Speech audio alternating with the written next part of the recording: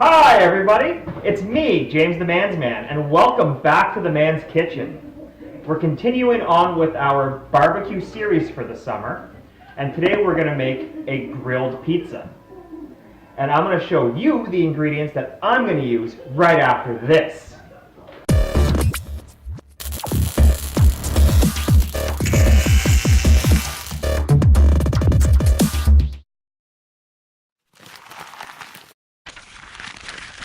And we're back!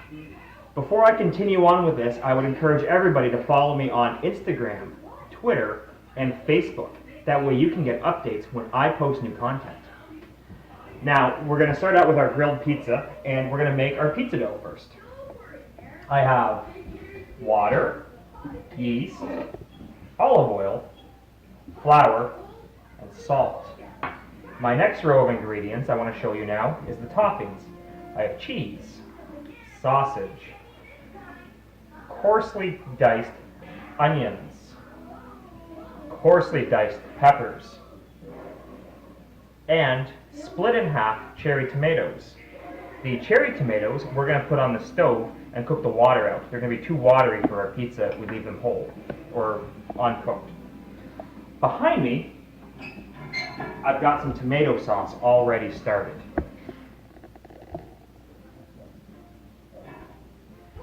So what we're going to do is we're going to take our KitchenAid mixing bowl that goes to our KitchenAid stand mixer. Into it, we're going to add our water,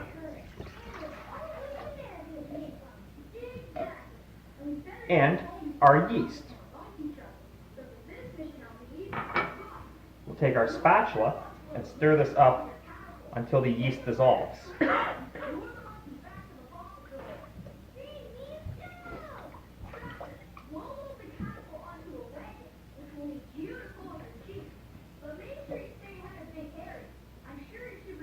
Make sure you get it all off the sides.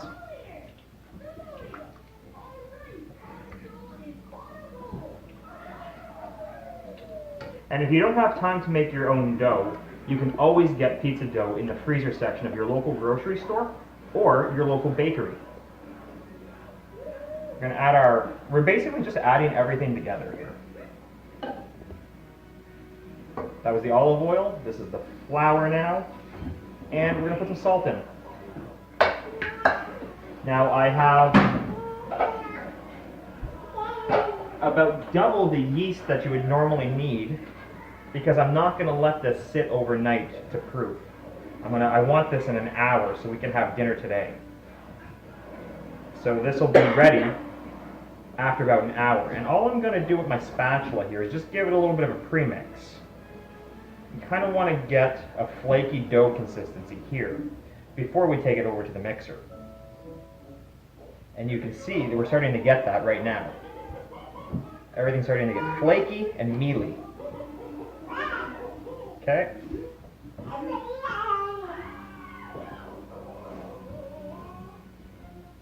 Alright, now we're going to attach this to the KitchenAid mixer, or any stand mixer that you may have, or you can knead it by hand. We have the dough hook attachment in place here. We're going to drop it in, lock it in place. Our settings go from off or 0 to 10. You can only select the even number setting, so we're going to go to 4, and we're going to let this go for about 7 to 8 minutes, and I'll see you when this is finished. Go. All right, and it's been about 5 to 7 minutes, and I actually did turn the mixer down to 2 halfway through because it was starting to get so thick that the machine was almost starting to stall out, which surprised me a bit.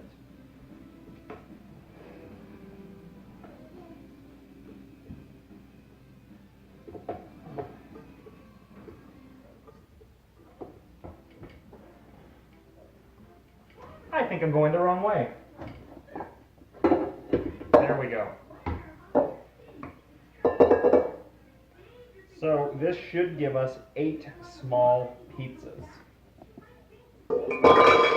And you know you're done when your bowl starts to become very clean. So all we're going to do is we're going to divide this right now into 8. So I have a knife. You don't really want to be using your knife. Dough is notorious for dulling knives, but this happens to be what I have. Okay, so this is going to make 4. Then we cut these in half again.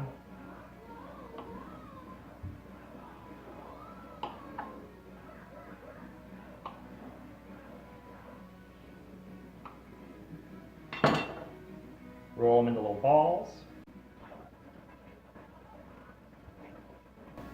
And what we're going to do is we're going to put some olive oil down on this cookie sheet.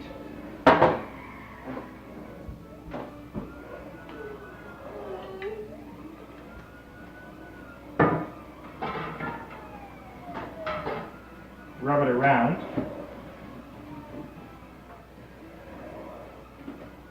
Make sure you get your pizza balls rubbed around in olive oil now.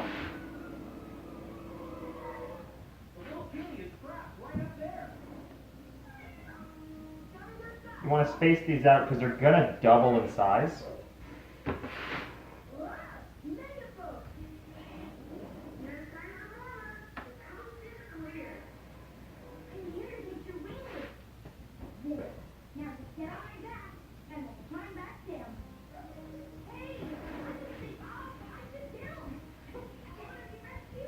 Okay.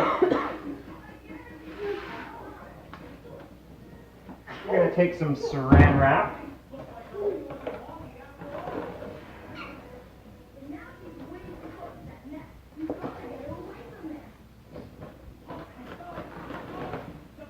Cover them. And we're going to let these sit for 1 hour while they double in size. In the meantime, I have the rest of my ingredients taken care of, except for the tomatoes. So, probably in about 50 minutes time, I'm going to throw these in a frying pan so I can start to cook out the moisture on them, because they're going to be too wet to use on the pizza the way they sit. Alright, so our pizza balls are doing their thing, and in the meantime, I've got a frying pan here. We're going to add a little bit of some olive oil. We're going to take our cherry tomatoes. Make sure that this heats up.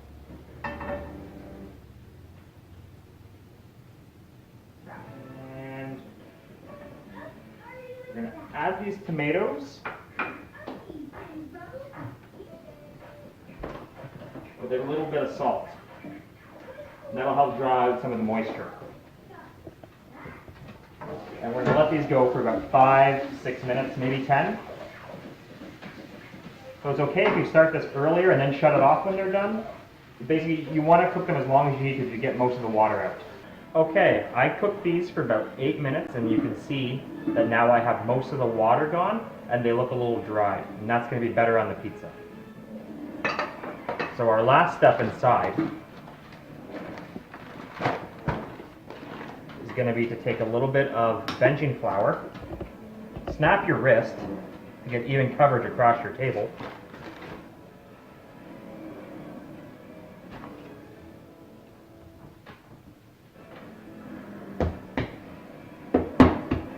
And all we need to take a little bit in your hand, rub down your rolling pin, and all we need to do here is make ourselves a circle, or a square, or an oval, you know, really whatever you want.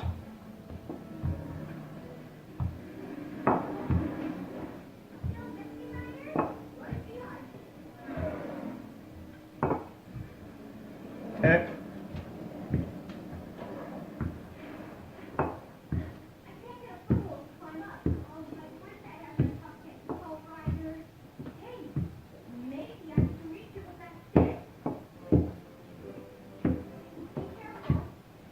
There.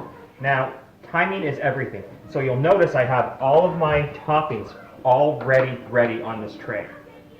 So what I'm going to do inside is brush olive oil on the side that's going to go down.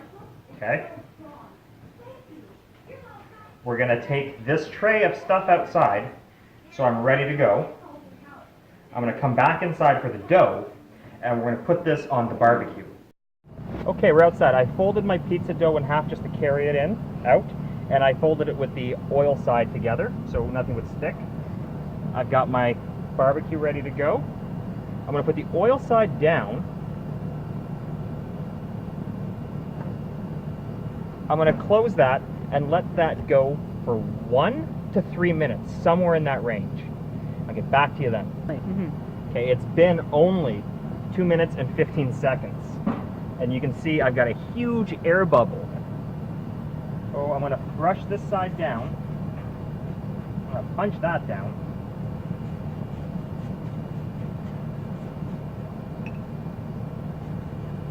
Make sure we get that covered.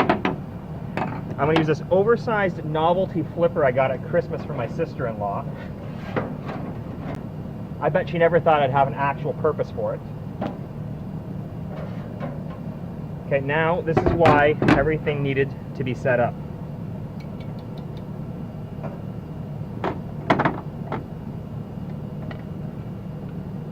We're going to put our tomato sauce.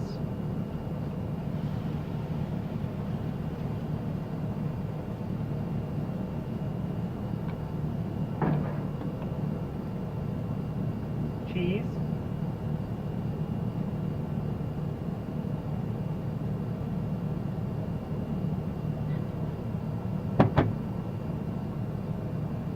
Raw onions.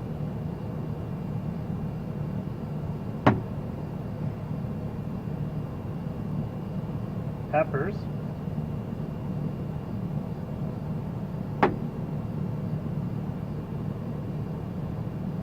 Fried tomatoes.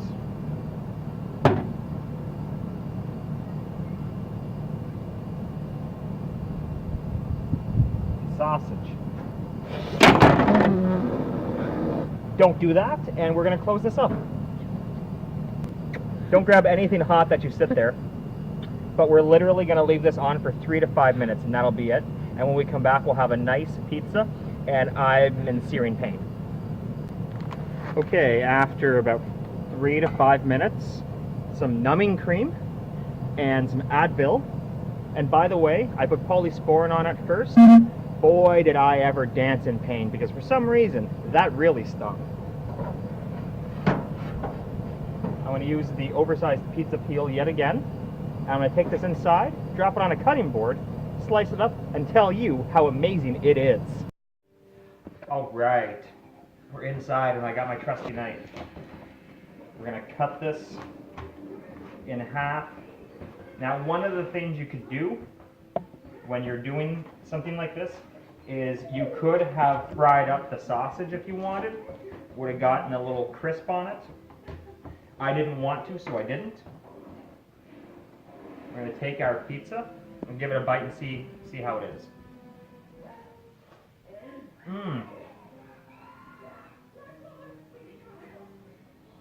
The dough is definitely cooked all the way through. It's got a nice crust, almost like a pita. It's very crunchy. And that, I better put this down if I'm going to talk to you. That's so good, I want to finish it. The crust has a nice crunch, and that's because we cooked it so hot. The barbecue never dipped below 500 while we were doing this. It was between 5 and 6 the entire time, which meant for a really fast, hot cook. So, if you want to do a pizza like this, just follow the steps in the video.